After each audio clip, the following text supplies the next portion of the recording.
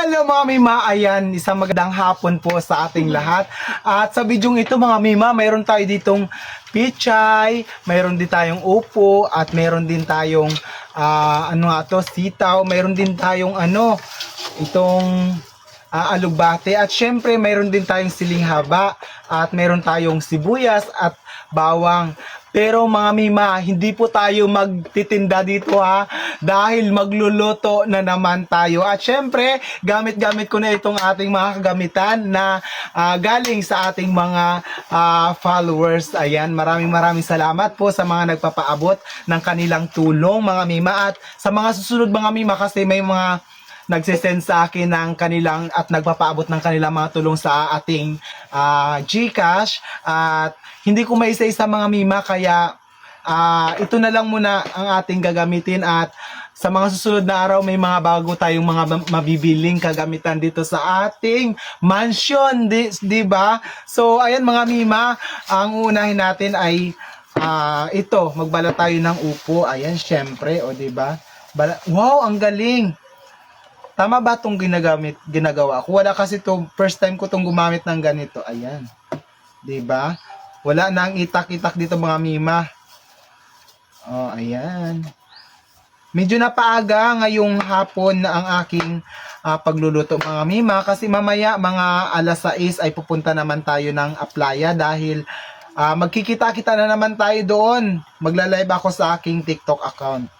Ganun lang mga Mima yung buhay ko dito, di ba? Oh, ganun. So ayan mga Mima, balatan ko na muna to, at bibidyohan natin mamaya yung mga susunod natin gagawin. So yun lang, bye-bye muna. So ayan mga Mima, ginagayat-gayat ko lang itong ating upo. Nilalagay ko lang dito. Di ba? Ayan. Para mabilis siya mga Mima, ganunin yung trabaho ninyo. Ipagsabay yan. Kahit anong hiwa lang naman yan mga Mima, maluluto din naman yan. Diba? Ang talas nitong ating kutsilyo na ipinadala ng ating viewers. Followers, ayan, diba?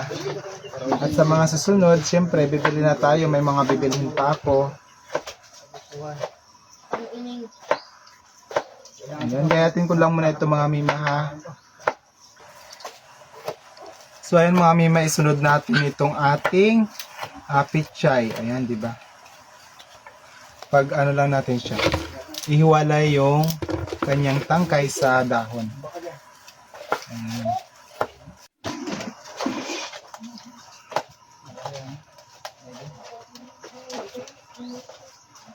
Ayan, diba?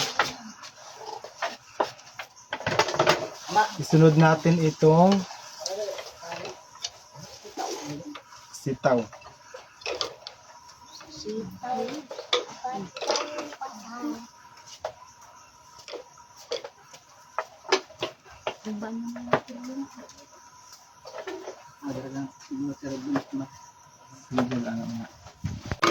Ayan mga Mima, ilagay ko lang dito.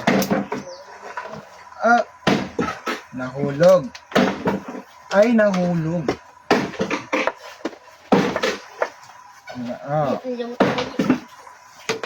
Ganun lang yan. Ito pa. Ubusin ko lang to. So, ayan mga Mima, isusunod ko na itong alugbati. Inalog-alog. Mumuna siya, tapos mabinati. Ayan. Ayan, diba? Ganun lang yan. Ko na sila, ipaghalo ko sa yung pichay at saka alugbati.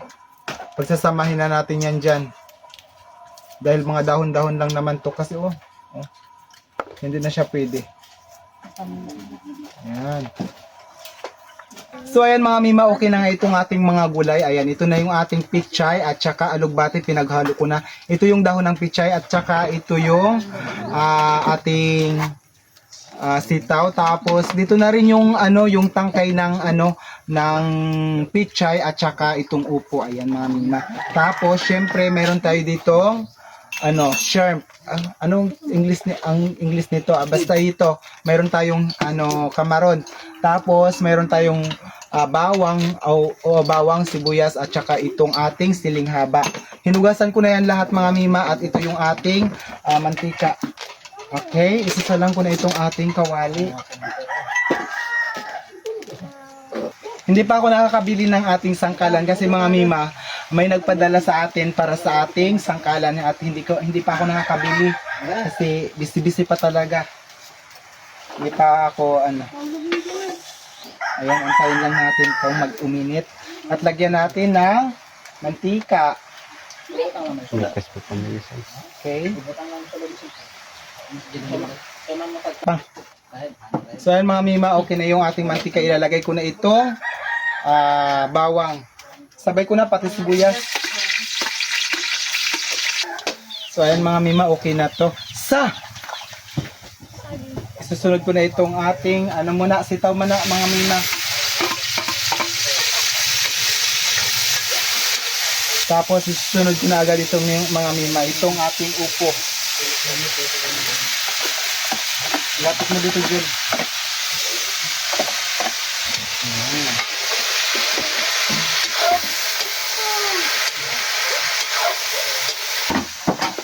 Lagyan ko na agad ng asin mga mima.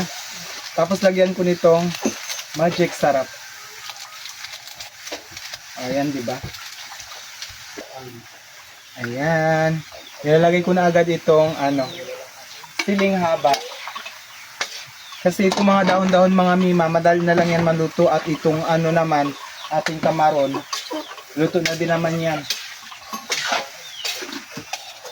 So ayun mga mima, okay na to at ilalagay ko na itong ating kamaron tapos susunod ko na agad itong ating pechay at saka alugbati. Ilapit mo dito, Chud. Para makita mo. Ayan, di ba? Yan, masarap na yan. Oh, di ba? Tapos ilagay na natin agad to. Ito pa, ilagay na. Sige, ilayin mo na doon.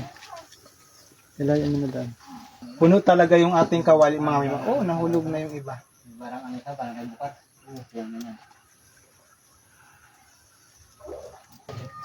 So ayan mga mima, okay na to siya. Ayan, o di ba? Tikman natin. Ilayin mo, Jul. Ayan. Tikman natin kung anong lasa.